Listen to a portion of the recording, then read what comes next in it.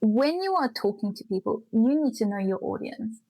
And it's not so that you can change the way that you talk completely. No, no, no. You need to know your audience so that you know how much information to give or how little information to give. You need to know how much they're going to understand. Let me give you an example. If you were talking to your team lead who's been in the company for 5, 10 years, compared to talking to an intern that's been in the company for 3 weeks.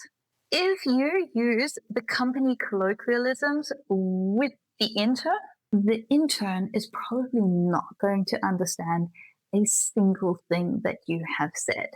However, if you use that same terminology with your team lead that's been there for, as I said, 5 to 10 years, they're probably going to understand you very clearly, and you might not even need to finish your thought for them to get it. And this is what we call register in English. And you change it depending on who you are talking to. When it comes to explaining things to certain people, I do have a quick checklist that I run through, especially when I've written something out. And that is, who am I speaking to? Am I talking to someone who understands the technical detail? Am I talking to someone who has no idea about the technical detail? What do they already know? And this is an important one to remember because they might not know what you know.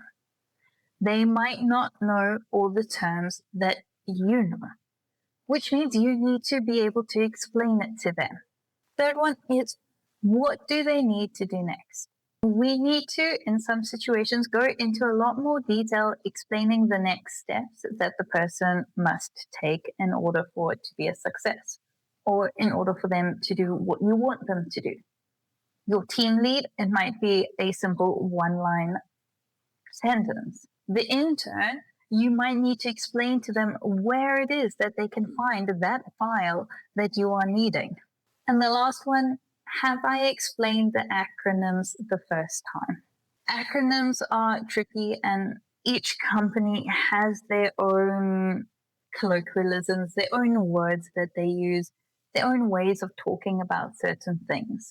And if you're talking to a new person in the company, please take the time and the effort and the energy to make sure that they understand the acronyms, the colloquialisms, or else they're going to be a little bit confused.